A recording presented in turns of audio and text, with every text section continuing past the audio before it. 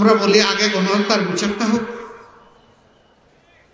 ক্ষতিগ্রস্ত লোকেরা আগে তাদের ইনসাফটা পাক, তারপরে তারাই রায় দিবে যে ওনারা এই দেশে রাজনীতি করার অধিকার রাখেন। রাজনীতির নাম যদি গণহত্যা হয় তাহলে এমন দল বাংলাদেশের জনগণ বরদাস্ত করবে না। রাজনীতির নাম যদি জনকল্যাণ হয় তাহলে জনগণ যাকে পছন্দ করবে তাকে বরণ করে নেবে। আওয়ামী লীগ প্রমাণ করেছে তারা কোনো রাজনৈতিক দল নয়, বরঞ্চ গণহত্যাকারী একটা সিন্ডিকেট।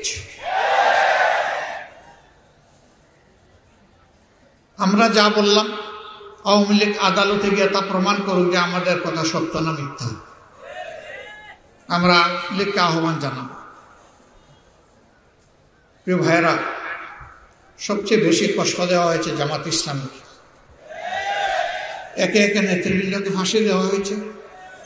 কোরআনের পাকে দেলোয়ার হোসেন সাইদি রাহিমাহুল্লাহ সহ লোকগুলাকে মৃত্যুর দিকে ঠেলে দেওয়া হয়েছে।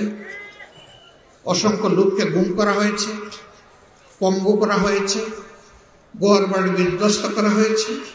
আমাদের সবগুলা অফিস তাদের পুরা সময় জুড়ে তালাবদ্ধ করে রেখেছে, আমাদের নিবন্ধন কেড়ে নিয়েছে। শেষ পর্যন্ত দিশাহারা হয়ে তাদের রাজনৈতিক আত্মহত্যার 4 দিন আগে আমাদেরকে নিষিদ্ধ করেছে। আল্লাহর দরবারে লাখো শুকরিয়া। যারা আমাদেরকে 1 আগস্ট নিষিদ্ধ করলেন, আল্লাহ তাদেরকে মানুষের মনের ভিতরে নিষিদ্ধ করে দিলেন মাত্র 4 দিন আগে। এখানে আমাদের কোনো বাহাদুরি নেই। অনেকে এই আন্দোলনের কৃতিত্ব দাবি করেন, আবার অনেকে এই আন্দোলনকে মানতেও পারেন না। আমরা বলি যে এই আন্দোলনের মূল কৃতিত্ব আল্লাহ রাব্বুল আলামিন।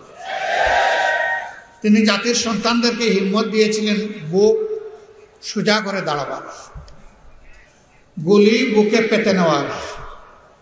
তা আল্লাহর পছন্দ হয়েছে, মঞ্জুর হয়েছে, কবুল হয়েছে, তাই ফেসিবাদের পতন হয়েছে।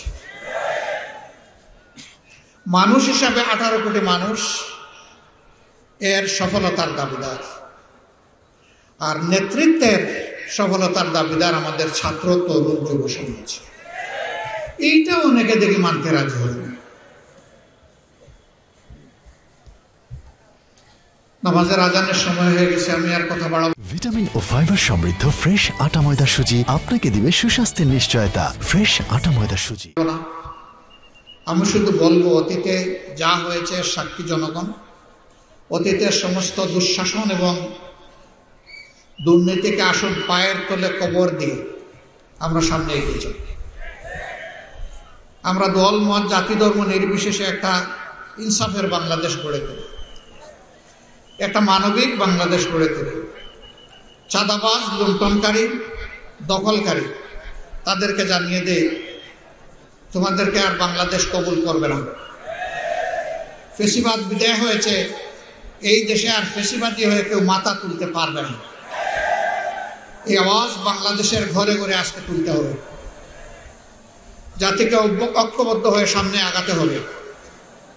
আল্লাহ তাআলা একটা ঐক্যবদ্ধ জাতির মাধ্যমে নূতন কাঙ্ক্ষিত বাংলাদেশ, সাম্যের বাংলাদেশ, মানবিক বাংলাদেশ আমাদেরকে দান করবে।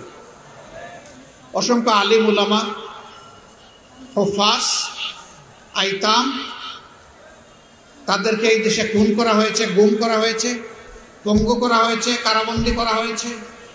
তাদের চোখের পানি আর শহীদদের গায়ের রক্তের ফোঁটা আল্লাহ যেন কবুল করেন। এই বরিশালের আজকের এই কর্মী সম্মেলন থেকে আমরা এই দায়িত্ব নিয়ে বরিশালের প্রতিটি ঘরে ঘরে ছড়িয়ে পড়ব যে আল্লাহর দ্বীনের ভিত্তিতে আমরা একটা ইনসাফের বাংলাদেশ, একটা সাম্যের বাংলাদেশ, একটা মানবিক বাংলাদেশ গড়ে তুলতে চাই। এই আহ্বান নিয়ে প্রতিটি ঘরে ঘরে আপনারা যেতে পারবেন? রাজি আছেন? একটা মানবিক বাংলাদেশ চান? সত্যিই চান? দেখে হাত তুলেন তো ভালো করে। আলহামদুলিল্লাহ, আপনারা হাত তুলেছেন। তৈরি থাকুন, যুদ্ধ কেবল শুরু, যুদ্ধ শেষ হয়নি।